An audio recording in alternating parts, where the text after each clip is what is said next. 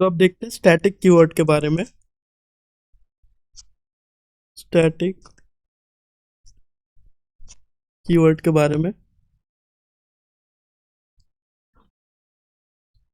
Suppose करो कि हमारे पास एक क्लास है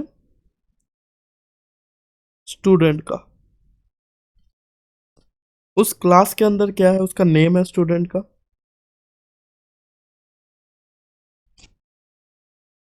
रोल नंबर है स्टूडेंट का, और उसके अंदर एक है डिपार्टमेंट है स्टूडेंट का। ठीक है, स्टूडेंट का क्या है, नेम है, रोल नंबर है और डिपार्टमेंट है। तो आपने एक ऑब्जेक्ट बनाया स्टूडेंट का, student a equal to new student ऐसा। और आपने क्या किया, ए डॉट नेम में आपने सेट कर दिया हेमा, और ए डॉट रोल में आप सेट कर दिया 212, और ए डॉट डिपार्टमेंट में आपने सेट कर दिया CSE। ठीक है, फिर आपने एक दूसरा स्टूडेंट बनाया, बी स्टूडेंट बनाया, स्टूडेंट बी बनाया, ऐसे ही जैसे ऊपर मैंने क्रिएट किया ऐसे ही सेम एक स्टूडेंट बी बनाया। ठीक है, स्टूडेंट बी बनाया आपने। फिर आपने बी का नेम सेट कर दिया सिड, बी का रोल नंबर सेट कर दिया 211, बी का डिपार्टमेंट सेट कर दिया CSE अगेन। ऐसे ही आपने बहुत सारा स्टूडेंट क्रिएट किया और सबका डिपार्टमेंट रहा सेम, CSE, बस रोल नंबर और नेम अलग अलग है। तो क्या मतलब है कि हम लोग बार बार इस डिपार्टमेंट वाले को हम लोग ऐसे लिखे, तो ये मतलब एक तरह से वो हो जा रहा है ना, वेस्टेज ऑफ आवर टाइम हो रहा है कि बार बार हम लोग स्टूडेंट को ऐसे डिपार्टमेंट डिपार्टमेंट करके लिख रहे हैं, ए का डिपार्टमेंट, बी का डिपार्टमेंट। हमें जब पता है कि सबका डिपार्टमेंट CSE है, तो हम लोग क्यों उसको ग्लोबली क्यों नहीं डिक्लेयर कर दे रहे कि हाँ सबका यहाँ पे CSE है। तो अब देखते हैं, अगर अलग अलग तरीके से हम लोग बनाए, ये स्टूडेंट ए है मानो, ये बी है मानो, ये सी है मानो, स्टूडेंट ए है, स्टूडेंट बी है, स्टूडेंट सी है, सबके अंदर अपना अलग अलग नेम है, रोल है, नेम है, रोल है, नेम है, रोल है, और डिपार्टमेंट भी सबका अलग अलग अंदर ही अंदर है, जबकि सबका सेम है, बट डिपार्टमेंट नाम का एक फील्ड तो है ना सबके अंदर। तो हम लोग अगर वो क्लास का यहाँ पे जाके इसको स्टैटिक लिख दे, स्टैटिक स्ट्रिंग डिपार्टमेंट, तो क्या होगा, हर क्लास के अंदर से डिपार्टमेंट चल जाएगा, हट जाएगा, और ऊपर एक डिपार्टमेंट बनेगा जो कि होगा मेन डिपार्टमेंट, और ये तीनों को ऐसे रेफरेंस करेगा। मतलब आप जब ए डॉट डिपार्टमेंट लिखोगे तो ये इसको रेफरेंस करेगा, ए यहां से डिपार्टमेंट लेगा। अगर आप बी डॉट डिपार्टमेंट लिखोगे तो बी भी ऊपर वाले डिपार्टमेंट से लेगा, और आप जब सी डॉट डिपार्टमेंट लिखोगे तो सी भी इस ऊपर वाले डिपार्टमेंट को रेफर करेगा, एक अलग ही डिब्बा बन जाएगा डिपार्टमेंट का, जिसका अगर वैल्यू अगर सेट करना चाहते हो कुछ भी कर सकते हो, अभी के लिए CSE मानते हैं। ठीक है, अब क्या हो रहा है, हर एक क्लास के अंदर डिपार्टमेंट का वो इंस्टेंस वेरिएबल नहीं बन रहा है, उल्टा हम लोग क्या कर रहे हैं, एक स्टैटिक वेरिएबल बना दे रहा है जो कि अलग से डब्बे में बन जा रहा है, और आप जब भी क्लास को रेफर कर रहे हो लाइक ए डॉट डिपार्टमेंट से, वो यहां से आके डिपार्टमेंट को एक्सेस कर ले रहा है। ठीक है, अब इसको हम लोग कहाँ यूज कर सकते हैं, क्वेश्चन था कि हम लोग कितना ऑब्जेक्ट क्रिएट कर रहे हैं उसका हमें वैल्यू चाहिए, मतलब हमें इंक्रीमेंट करना है वैल्यू को, हम लोग कितना ऑब्जेक्ट क्रिएट कर रहे हैं। ठीक है, क्वेश्चन लेते हैं कि how many number of objects are created, objects are created, उसको प्रिंट कराओ। ठीक है, तो एक क्लास बनाएंगे सबसे पहले, क्लास लेटेड बी ए, और उसके अंदर हम लोग क्या करेंगे, एक इंट वेरिएबल ले लेंगे, इंट काउंटर ले लेते हैं, जिसका इनिशियल वैल्यू हम लोग 0 कर देते हैं, और कंस्ट्रक्टर के अंदर हम लोग क्या करते हैं कि जब भी कोई ऑब्जेक्ट बनेगा काउंटर प्लस प्लस हो जाएगा। ठीक है, आपने एक ऑब्जेक्ट बनाया a small a equal to new A, a small b equal to new A, फिर a small c equal to new A.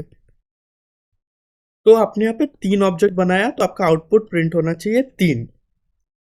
But आप जब तीनों ऑब्जेक्ट को रन करके इसका आउटपुट देखोगे काउंटर का, तो आपको वैल्यू 3 नहीं 1 मिलेगा। क्यों?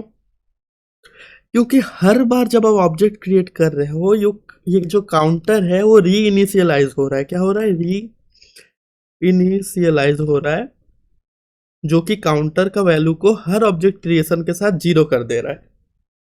ठीक है, ये काउंटर का वैल्यू को हर एक ऑब्जेक्ट जब बन रहा है वो फिर से उसको 0 कर दे रहा है, फिर कंस्ट्रक्टर में आके वो 0 से 1 हो जा रहा है इंक्रीमेंट करके। पर आपको तो ऐसा नहीं चाहिए। आपको क्या चाहिए? आपको इसको एज ए ग्लोबल रखना है और जितना भी ऑब्जेक्ट क्रिएट हो आपको इसको इंक्रीज करते जाना है। तो आपको कैसे करोगे? कुछ नहीं, इसके पहले बस स्टैटिक लगा दो। जैसे आप इसके पहले स्टैटिक लगा दोगे, इसका अलग से एक डब्बा बन जाएगा ऊपर काउंटर, और ये री इनिशियलाइज नहीं होगा बार बार। ठीक है, तो जब भी आप ऑब्जेक्ट क्रिएट करोगे कंस्ट्रक्टर के थ्रू, ये प्लस प्लस होगा और ये आपका आउटपुट 3 शो करेगा। क्यों? क्योंकि अभी ग्लोबल बन चुका है और इसके एक अलग ही डब्बा बन चुका है क्लास के बाहर। अब इसको कुछ क्लास से ज्यादा लेना देना है नहीं। अगर आपको फिर क्या करना है कि अगर आपको एक देखते हैं कि ये सेकेंड यूज में आता है एक्चुअली, तो सेकेंड यूज में देखते हैं वो होता है static block. Static block, static block का कॉन्सेप्ट क्या है? हम लोग स्टैटिक ब्लॉक कैसे बनाते हैं पहले देख लेते हैं। स्टैटिक जस्ट ऐसा ब्रेसेस, कर्ली ब्रेसेस। ठीक है, तो आप बोलोगे कि ये जो स्टैटिक ब्लॉक है इस चीज का फायदा क्या है? अगर आपके पास एक क्लास है, क्लास स्टूडेंट ही पकड़ते हैं, जिसके अंदर था अपना नेम था, अपना रोल नंबर था और डिपार्टमेंट था। आपको डिपार्टमेंट को एक बार ही बस इनिशियलाइज करना हो, क्योंकि आपको तो पता है सबका डिपार्टमेंट सीएससी है, तो बार बार करने का तो कोई फायदा नहीं है कंस्ट्रक्टर से। आपको बस डिपार्टमेंट को एक ही बार इनिशियलाइज करना है।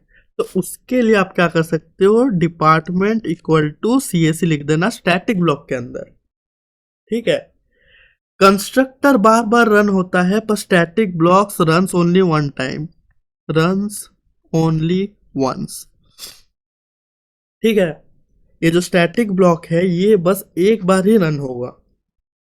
जब आप ऑब्जेक्ट बनाओगे, आपने सोचो 3 ऑब्जेक्ट बनाए स्टूडेंट क्लास के, आपका कंस्ट्रक्टर जो है वो 3 बार रन होगा। बट आपका जो स्टैटिक ब्लॉक है वो बस एक बार ही रन होगा और उसको सीएससी इनिशियलाइज करा देगा। ठीक है, समझे कि जो स्टैटिक ब्लॉक है वो हमेशा एक बार ही रन होता है और कंस्ट्रक्टर जो है ऑब्जेक्ट क्रिएशन के साथ हर बार रन होता है। बस इतना ही था। कंस्ट्रक्टर का तो आपको पता ही होगा कि आप जितना बार ऑब्जेक्ट बनाओगे, जितने सारे ऑब्जेक्ट बनाओगे उतना बार कंस्ट्रक्टर चलेगा। बट आप स्टैटिक ब्लॉक, जो स्टैटिक ब्लॉक है वो बस आपका एक ही बार चलेगा। इसीलिए हम लोग स्टैटिक ब्लॉक को यूज करते हैं ताकि हम लोग स्टैटिक वेरिएबल्स को इनिशियलाइज कर पाए। ठीक है, स्टैटिक ब्लॉक का हम लोग इसीलिए यूज करते हैं ताकि हम लोग स्टैटिक वेरिएबल्स को इनिशियलाइज कर पाए। देखते हैं स्टैटिक मेथड्स के बारे में। स्टैटिक मेथड्स के बारे में, स्टैटिक मेथड में एक पॉइंट याद रखना कि we can not use super और दिस। सुपर और दिस कीवर्ड का यूज हम लोग नहीं कर सकते स्टैटिक मेथड्स के अंदर। ठीक है, स्टैटिक मेथड का फायदा क्या है? कि ऑब्जेक्ट क्रिएशन का कोई नीड नहीं है स्टैटिक मेथड को रन करने के लिए। एग्जाम्पल, क्लास स्टूडेंट है, उसके अंदर एक स्टैटिक वॉइड हेलो फंक्शन है जो कि प्रिंट करता है बस हेलो। ठीक है, जो कि प्रिंट करता है हेलो। तो हम लोग जो करते थे कि student object equal to new student, ये करने का हम लोग को कोई जरूरत नहीं है। कर सकते हैं अगर आप obj डॉट हेलो अगर आप रन करोगे तो आपका यही प्रिंट होगा हेलो, बट कोई जरूरत नहीं है ऑब्जेक्ट क्रिएट करने का। ठीक है, आप डायरेक्टली भी इसको कॉल कर सकते हो हेलो लिख के ऐसे। स्टैटिक मेथड्स का सबसे बड़ा फायदा यही है कि ऑब्जेक्ट बनाने का कोई जरूरत नहीं है। ठीक है, ये लिख देना एग्जाम में कि ऑब्जेक्ट बनाने का कोई जरूरत नहीं है स्टैटिक मेथड्स के लिए, आप उसको डायरेक्टली कॉल कर सकते हो। और एक पॉइंट बस याद रखना कि स्टैटिक मेथड्स के अंदर आप नॉन स्टैटिक वेरिएबल्स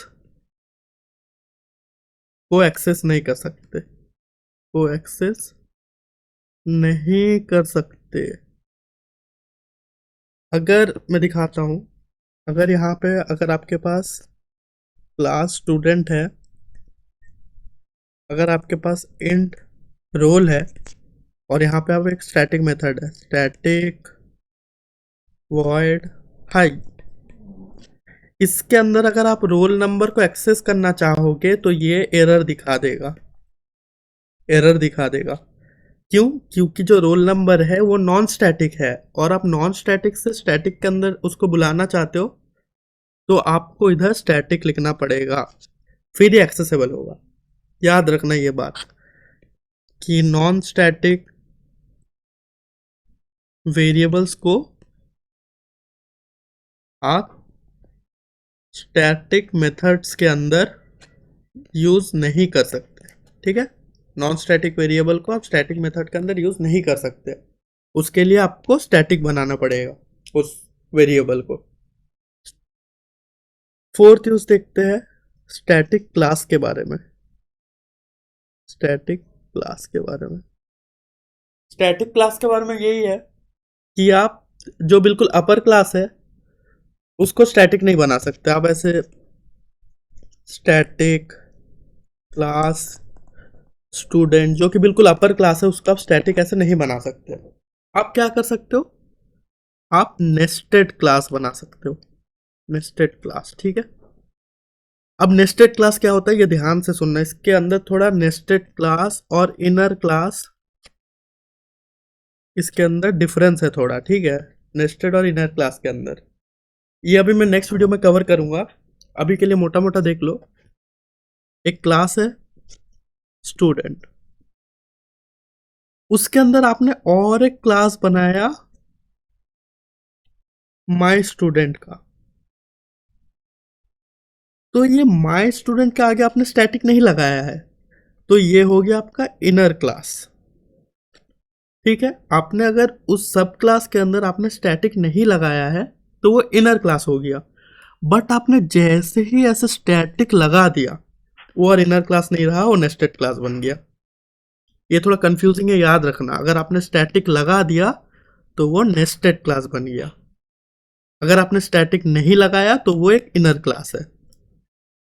बस यही था स्टैटिक कीवर्ड के बारे में, इससे ज़्यादा नहीं पूछा जाता है ज़्यादा। तो पढ़ लेते हैं नेस्टेड और इनर क्लास के बारे में, nested classes and inner classes के बारे में। मैंने सोचा था अलग वीडियो बनाऊंगा, फिर सोचा नहीं छोटा सा टॉपिक है तो बता ही देता हूँ। बेसिक क्लियर होना चाहिए कि एक क्लास है स्टूडेंट, उसके अंदर अगर स्टैटिक क्लास बना रहे हो तो वो हो जाता है नेस्टेड, उसके अंदर अगर आप नॉन स्टैटिक क्लास बना रहे हो तो हो जाता है इनर क्लास। ठीक है, ये बेसिक था इसका। याद रखना, स्टैटिक अगर बना रहे हो तो नेस्टेड, और नॉन स्टैटिक क्लास बना रहे हो क्लास के अंदर तो वो हो जाता है इनर क्लास। ये याद रखना, इसमें बहुत कंफ्यूज हो जाते हैं बच्चे। और टॉप लेवल में तो आप स्टैटिक नहीं डाल सकते, ये भी पॉइंट याद रखना। तो जो इनर क्लास है, एग्जांपल लेते हैं, क्लास स्टूडेंट, और एक क्लास बनाते हैं ईएमपी का अंदर, ठीक है। अगर आपको ईएमपी क्लास का ऑब्जेक्ट ऐसे बनाना है तो आप डायरेक्टली नहीं बना सकते हो, क्योंकि ये इनर क्लास है। तो आपको पहले क्या बनाना पड़ेगा, आउटर क्लास का ऑब्जेक्ट बनाना पड़ेगा। Student S T equal to new student, ठीक है। ऐसे आपका आउटर क्लास का ऑब्जेक्ट बना लिया आपने, आउटर क्लास का ऑब्जेक्ट बना लिया। और थ्रू इस आउटर क्लास के ऑब्जेक्ट से आपको इनर क्लास को एक्सेस करना है। कैसे, देखिए, ऐसे student dot EMP equal to जो आपने ऑब्जेक्ट बनाया था आपके अपर क्लास का, उसका उसके साथ डॉट न्यू, फिर आप ऐसे इनर क्लास का ऑब्जेक्ट बनाते हो, ठीक है। देखो कैसे बना है, student dot employ equal to आपका जो आउटर क्लास का ऑब्जेक्ट डॉट न्यू, फिर आपने इनर क्लास का नाम दिया है। बट अगर आपको सेम ऐसे करना होता, but with A nested class, ठीक है। नेस्टेड क्लास के साथ आपको क्या करना पड़ेगा, ऐसा ऑब्जेक्ट बनाना है इनर क्लास को एक्सेस करने वाला, तो आपको बाहरी आउटर ऑब्जेक्ट की कोई ज़रूरत है नहीं। एग्जाम्पल देख लो, क्लास स्टूडेंट है, फिर क्लास ईएमपी है,